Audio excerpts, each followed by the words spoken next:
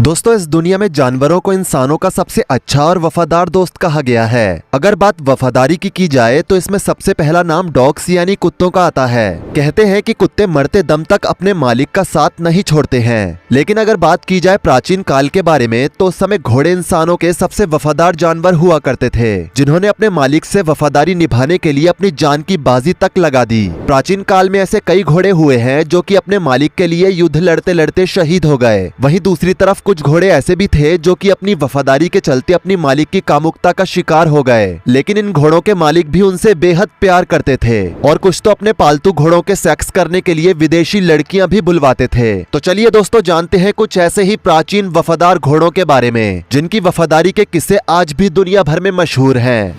Number 1, इंसिटाइटस। दोस्तों, प्राचीन काल में रोमन साम्राज्य के दौरान कैलिगुला नाम का एक सम्राट हुआ करता था जो कि अपनी अय्याश फितरतों के लिए जाना जाता था। सम्राट कैलिगुला के पास एक घोड़ा था जिसे वो अपनी जान से भी ज्यादा चाहता था। सम्राट कैलिगुला के घोड़े का नाम इंसिटाइटस था। सम्राट कैलिगुला इंसिटाइटस से कितना प्यार करता था इसका अंदाजा आप इसी बात से लगा सकते हैं कि वो जब भी अपने हरम में दासियों के साथ रंगरलियां करने जाता था तो वो अकेला नहीं जाता था, बल्कि अपने पसंदीदा घोड़े इंसिटाइटस के साथ ही हरम के भीतर जाता था। सम्राट कैलिगुला वहां मौजूद दासियों के साथ खुद तो अय्याशी करता ही था, लेकिन वो इन रंगीन पलों का लुत्फ अपने घोड़े इंसिटाइटस के साथ भी बांटता था। दोस्तों, इंसिटाइटस के बारे में ये सारी बातें भले ही आपको हैरत में डाल रही होंगी, लेकिन ये सब कुछ सच है। कैलिगुला इंसिटाइटस को इतना प्यार करता था कि वो उसके सेक्स करने के लिए किसी घोड़ी को नहीं बुलवाता था, बल्कि एक से एक कमसीन और खूबसूरत हसीनाओं को उसके सामने घोड़ी बनने पर मजबूर कर देता था। सुटोनियस नाम के एक इतिहासकार के मुताबिक ऐसा बताया गया है कि कैलिगुला इंसिटाइटस के सेक्स करने के लिए रोजाना नई नई लड़कियों को बुलवाया करता था, और अगर कोई लड़की इंसिटाइटस के साथ सेक्स करने से इनकार कर देती थी तो वो उस लड़की का वो हश्र करता था जिसका अंदाजा लगा पाना भी हमारी सोच से परे है। आपको बता दें कि सम्राट कैलिगुला की बात ना मानने पर वो उस लड़की के साथ खुद तो अय्याशी करता ही था, और जब उसका मन उस लड़की से भर जाता था तो वो उस लड़की को अपने मंत्रियों के हवाले छोड़ देता था, और फिर वो उसके जिस्म से निकलने वाली चीखों को गौर से सुना करता था। उसकी इस क्रूरता के चलते कोई भी लड़की इंसिटाइटस के साथ सेक्स करने से इनकार नहीं करती थी। ऐसा बताया जाता है कि इंसिटाइटस के साथ सेक्स करने के दौरान ही कई लड़कियां मर जाया करती थी, और जो इस जंग में जिंदा बच जाती थी कैलिगुला उन लड़कियों को सिर से पैर तक सोने से तोल देता था। शाम होते ही सम्राट कैलिगुला हर रोज इंसिटाइटस के साथ सैर पर निकलता था, और शाम को घूमते समय जब भी कोई लड़की उसे पसंद आ जाती थी तो वो तुरंत ही उसे इंसिटाइटस के लिए उठवाकर अपने महल बुलवा लेता था। इंसिटाइटस के बारे में एक बात बहुत ज्यादा प्रचलित है कि जब भी कैलिगुला इंसिटाइटस पर सवार होकर कहीं जाता था और इंसिटाइटस अगर किसी लड़की की तरफ देख लेता था तो वो लड़की कुछ घंटों बाद ही इंसिटाइटस के पास होती थी, और फिर इंसिटाइटस उसके साथ मजे करता था।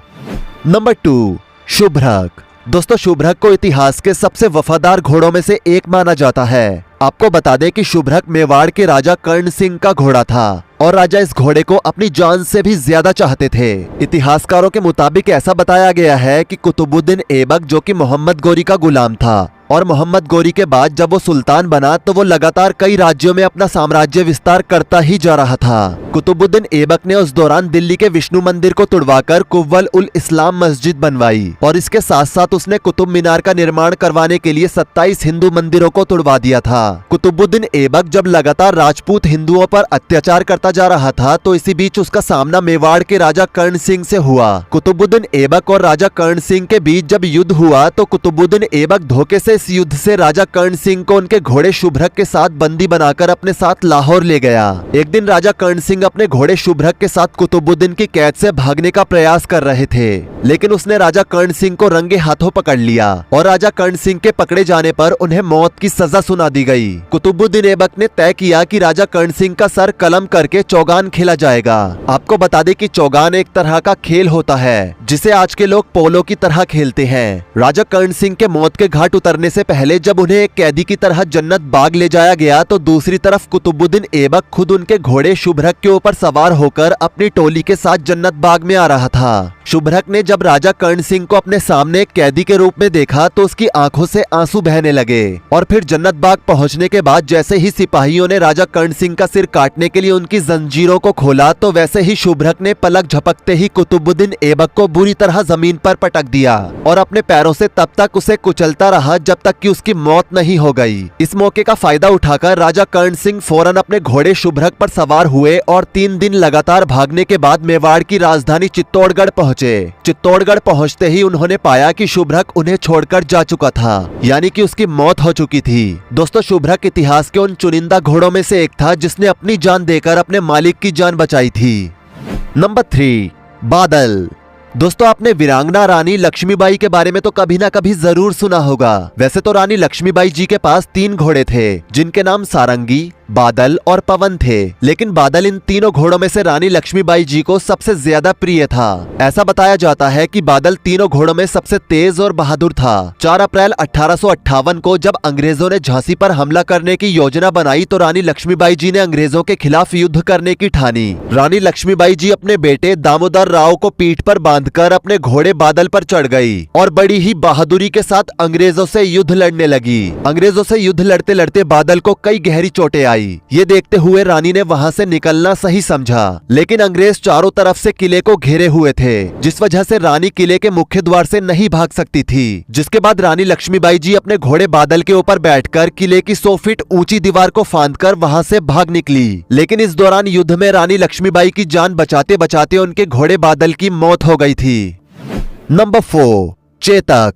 दोस्तों, अगर बात करें चेतक के बारे में तो आपको बता दें कि चेतक मेवाड़ के वीर शासक महाराणा प्रताप का घोड़ा था। इतिहास के पन्नों में इस बात का जिक्र मिलता है कि चेतक बेहद ही वफादार और अपने मालिक महाराणा प्रताप की तरह ही बहादुर था। साल 1576 के दौरान जब मुगल शासक अकबर और मेवाड़ के राजा महाराणा प्रताप के बीच हल्दी घाटी का युद्ध हुआ था, तो इस युद्ध में चेतक ने महाराणा प्रताप के साथ बड़ी ही बहादुरी से मुगल सेना का सामना किया था। इस युद्ध में अकबर के सैनिक घोड़े के बजाय हाथियों पर सवार होकर युद्ध लड़ रहे थे, इसलिए महाराणा प्रताप ने पहले से ही चेतक के मुंह पर एक नकली सूंड का मुखौटा पहना दिया था, जिससे अकबर की सेना भ्रम में पड़ जाए, क्योंकि अकबर की सेना महाराणा प्रताप की सेना के मुकाबले काफी ज्यादा तादाद में थी। जब महाराणा प्रताप ने अकबर के सैनिक मान सिंह पर हमला किया तो चेतक ने मान सिंह के हाथी की सूंड पर अपने पैरों से जोर का हमला किया। महाराणा प्रताप ने मौका देखते ही मान सिंह की ओर भाला फेंका, लेकिन बदकिस्मती से भाला सही निशाने पर नहीं लगा और उसका हाथी मर गया। ये सब देखते हुए मानसिंह तुरंत ही वहां से पीछे हट गया।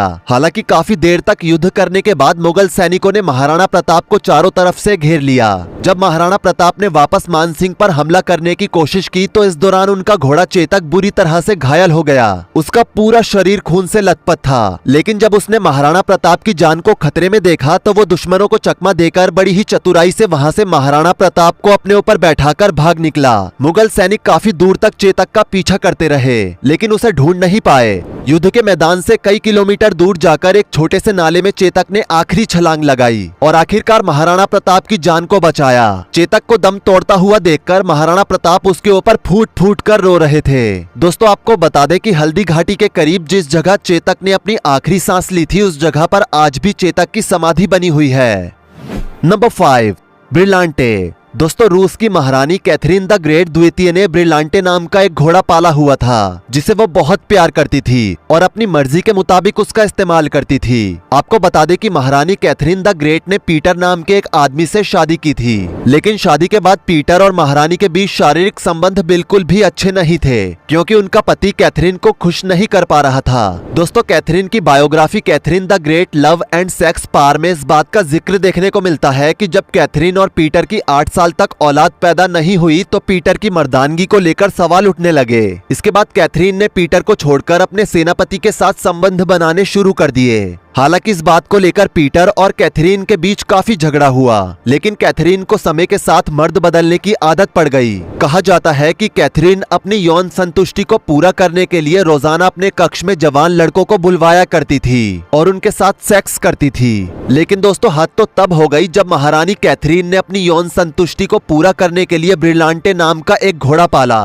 Catherine the great love sex and power book में यह बताया गया है कि महारानी की मौत अस्तबल में अपने घोड़े के साथ सेक्स करते वक्त हुई थी। कहते हैं कि वो अपना ज्यादातर समय अपने घोड़े के साथ ही बिताती थी। इतिहासकारों के मुताबिक ये बताया जाता है कि कैथरीन अजीबोगरीब तरह से सेक्स करने की आदी थी और जब उसका मर्दों से मन भर जाता था तो वो जानवरों को अपना शिकार बनाती थी। आपको बता दें कि कैथरीन ने अपनी जरूरतों को पूरा करने के लिए अस्तबल में सैकड़ों घोड़े पाल रखे थे और ब्रिलांटे उसका सबसे मनपसंद घोड़ा था। तो दोस्तों ये है इतिहास के कुछ ऐसे घोड़े जिनमें से कुछ ने अपने मालिक को अपनी जान देकर बचाया तो कुछ ने अपनी इज्जत देकर। वैसे दोस्तों आपको कौन सा जानवर सबसे ज्यादा पसंद है कमेंट सेक्शन में जरूर बताना। वीडियो को लाइक करना, शेयर करना और ऐसी ही और वीडियोस के लिए इस चैनल को सब्सक्राइब करके साथ में बेल नोटिफिकेशन को भी ऑल पर सेट कर लेना।